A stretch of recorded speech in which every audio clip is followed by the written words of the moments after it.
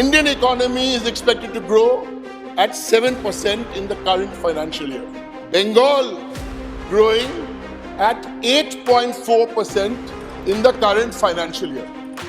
I want to leave these numbers here because when we are doing this growth in Bengal, it is not a divisive growth. It is an inclusive growth. And I'll give you one more economic number, sir, and then I'll give you the social sector. On the All India Index of Industrial Production, the national average 22-23 is 5%, and Bengal's growth on this has been 8%. So this is the economy. Sir, I'll conclude by saying that yes, you win, we win, you have a view on the economy, we have a different view on the economy, and there's even another very, very big difference between who you are and who we are, because we also believe that no one can worship God either in a mosque or in a church or in a big temple or love his neighbor on an empty stomach. Sir, a short duration discussion is a time where opposition MPs get a chance to express ourselves, and we thank you not only for taking this discussion up, sir, because there is a tradition here to take one short duration discussion every week. Not only have you taken this discussion up, but the normal time for this discussion is 2.5 hours. And I've just noted that it's actually been expanded to 4 hours. So we appreciate that. And if this short duration discussion on an issue which is primarily put up by members of the opposition and of course and of the treasury benches, sir, I think it will go a long way in having a house running. You wanted to run 100% without any disruption. Let me, on behalf of my party, the Trinamool Congress, and I'm sure many of my colleagues from other parties on this side share the view, not 100%, sir. Till 22nd December, we'll make it run for 102%. And give us one short duration discussion next week, where I'm told that over 100 MPs from 12, 13 different political parties want to have a discussion on the steps to be taken to strengthen cooperative federalism. We want to discuss this, sir, in a meaningful way. Now, on this subject. Sir, elections come and go. Some win, some lose. Sir, but the real winner after every election, besides, of course, the parliamentary democracy, are the people.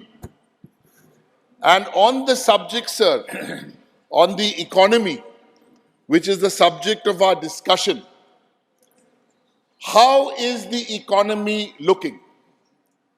And I think it depends on whose eyes are you looking through.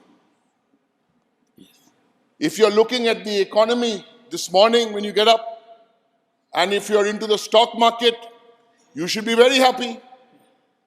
Some 69,000 in the stock market. Should be very happy. If you're looking at the economy through the eyes of the billionaires, you should also be very happy. And we have nothing against billionaires, may their tribe increase. From 142 billionaires in India 3 years ago, that number is now 169. Good.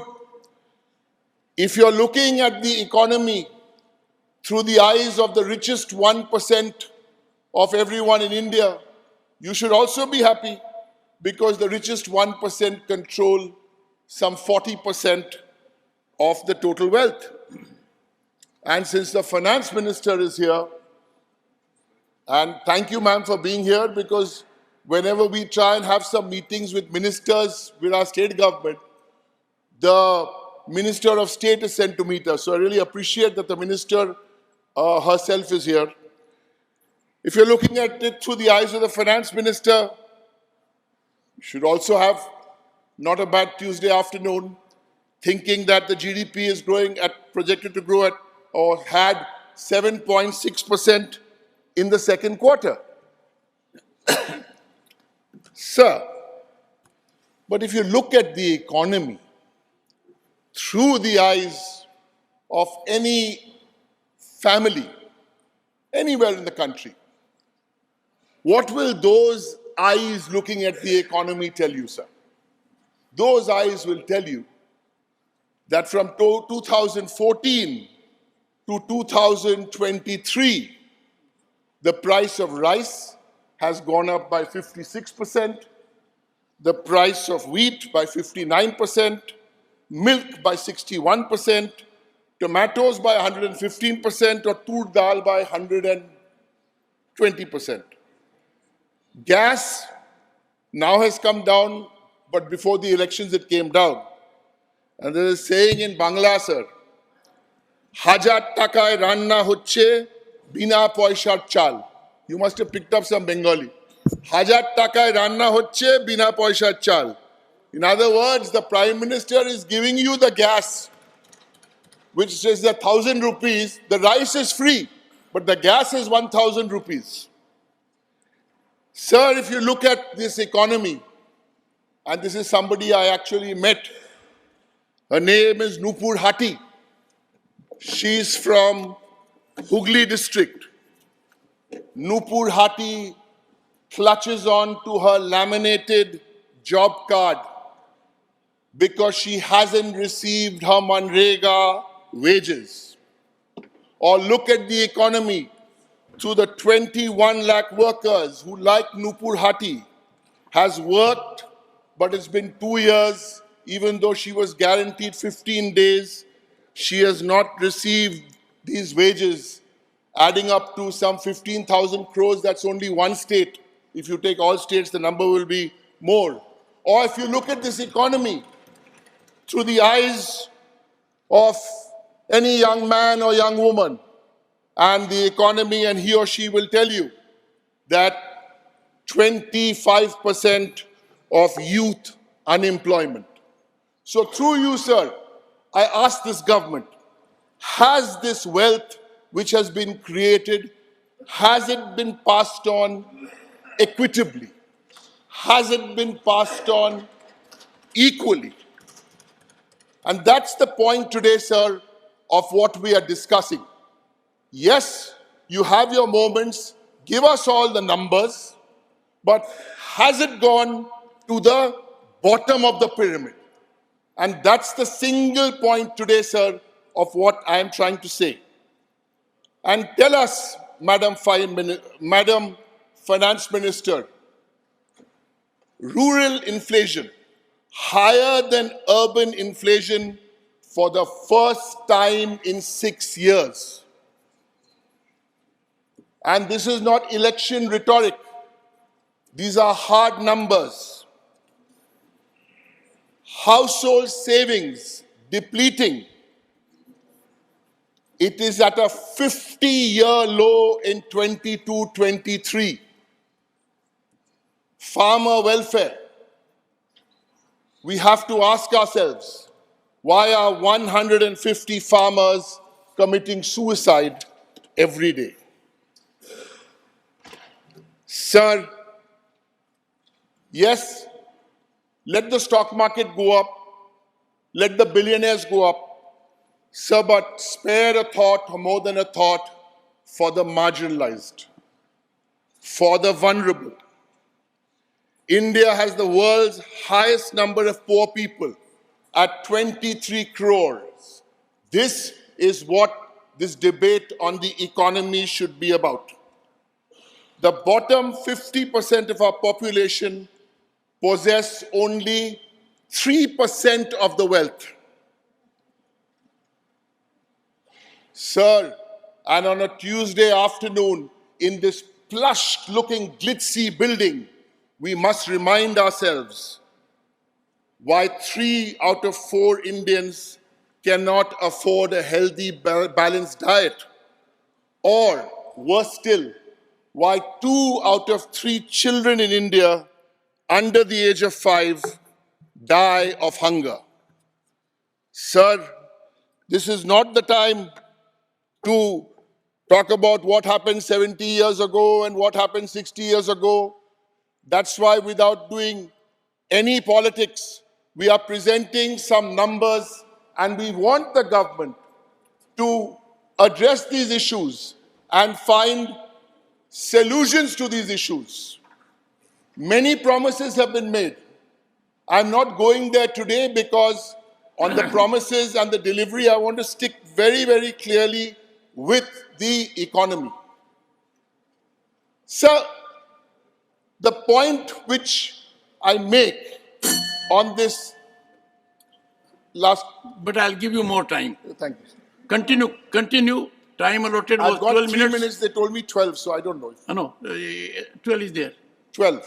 12 is over. But continue. So while on the subject, nothing to do with this, you know, it's difficult for us to see the time because the timers are behind us. I'd request you to... You had made a suggestion, we are doing something about it. Thank you, sir. Sir, then let me conclude. Because we have to look at the priorities of this government. I started off my story with elections. Who wins? You win. Yes, BJP, you win elections. It's another matter when you fight us, you don't win elections, we win elections. So let's compare equals. You win, we win. You have an outlook on the economy. Mamata Banerjee's Trinamool Congress has an outlook on the economy. What's the difference in the outlook? So 1, 2, and 3 points.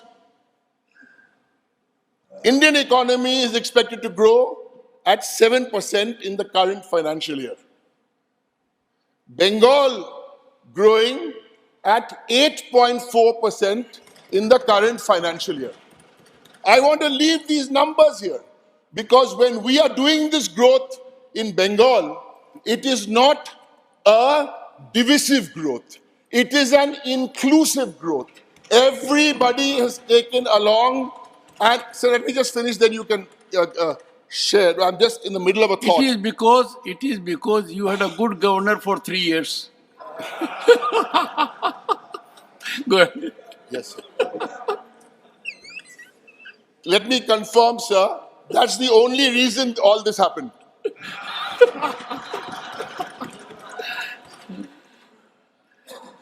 I only don't want to add 3 points. So I gave you the growth number. I want to take one other number of one social sector view. On our view, the Trinamool view, because they win and we win, and the BJP view. And I'll give you one more economic number, sir, and then I'll give you the social sector. On the All India Index of Industrial Production, the national average 22-23 is 5%, and Bengal's growth on this has been 8%. So this is the economy. And I'll end with one more example. As I said, it's just one example on the outlook. You have your Beti Bachao program. And in the outreach for that program, about 80% of your budget for the program is for publicity and advertising. My question is, will this government and the answer tell us how many women's lives were actually touched by this program? In Bengal, which the United Nations acknowledged, we have a program called Kanyashree. If you ask me how many lives were touched, I will give you an exact number. 78 lakh women benefited. Sir, I'll conclude by saying that yes, you win, we win. You have a view on the economy, we have a different view on the economy, and there's even another very, very big difference between who you are and who we are, because we also believe that no one can worship God either in a mosque or in a church or in a big temple, or love his neighbor on an empty stomach. Thank you, sir.